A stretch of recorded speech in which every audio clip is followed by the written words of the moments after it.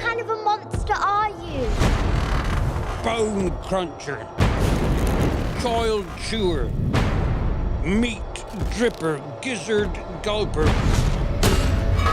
Butcher Boy.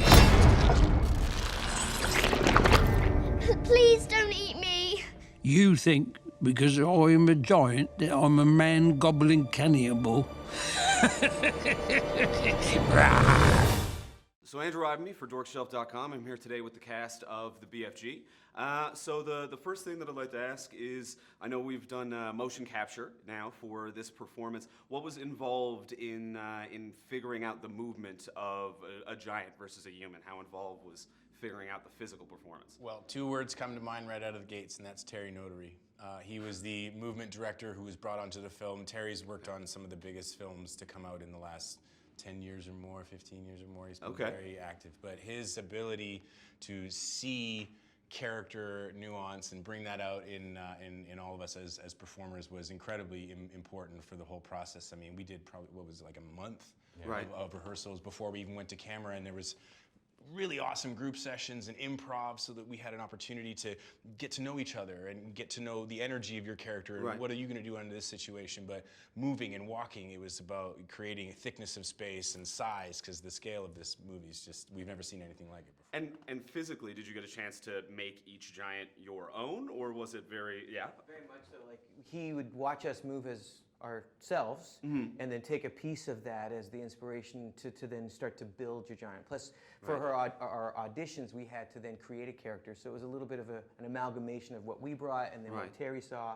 and then through working with each other and creating the dynamics of relationship with each other, you ended up, creating these individual movements for each of our giants and how they move through the world. So it was really cool to take parts from all these different areas and then come together with the final product.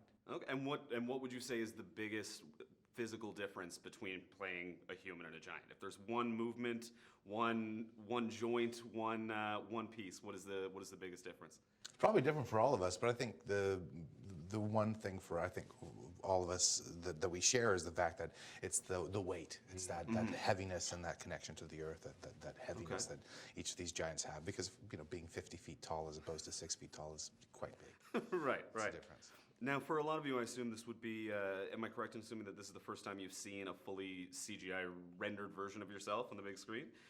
Not the case for myself. But not the case for yourself? No, I have the incredible privilege, have worked on a few films with Terry prior to this, i.e. being Warcraft and then the BFG, and I just finished on the third Apes movie, so this is not my first kick. Okay, this is not your first rodeo for this one. I mean, you can never really compare one thing to another, but I have to say, seeing Butcher Boy on screen running around is it's still pretty mind blowing.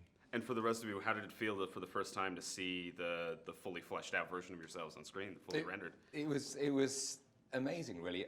But what was quite extraordinary was when we were actually shooting, there was, in real time, when we were in the scenes, there were rough renderings of our characters that we could actually see in real time. And the final renderings, of course, they were magnificent, but they weren't a million miles away from what we'd become used to. Because it was important for us to have an idea of how these characters were going to look, so that we could embody that physicality as well. But it was thrilling to actually see the minute attention to detail that the animators have managed to create around our performances was fantastic. Brilliant. And how did that affect your performance, though, knowing that you did have to put a certain level of faith in the animators to fully realize the character? You can't.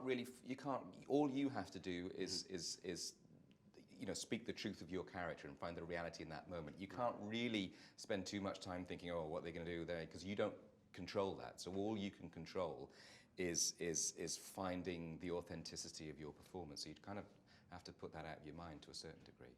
Okay, very interesting. And obviously working with Steven Spielberg on this production, a name so synonymous with famous director that it's almost a reference within itself. How did it feel the first time stepping on set with Steven? Nerve-wracking or exciting? Well, try not to pee and or vomit.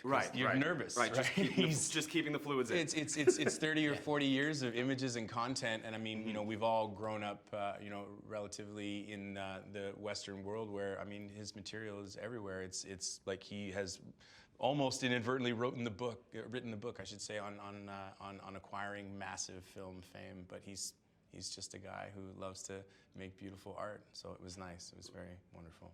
Very nice.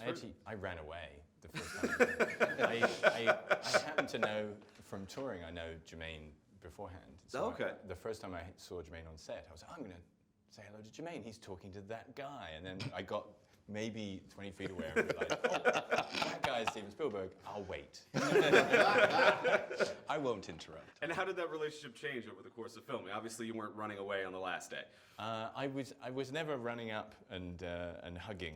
Right. Or anything like that. It was lovely. He's really nice. He's very aware that you're going to be nervous because of his body of work, I think. Yeah. And he works very hard to make sure that everybody around him is comfortable.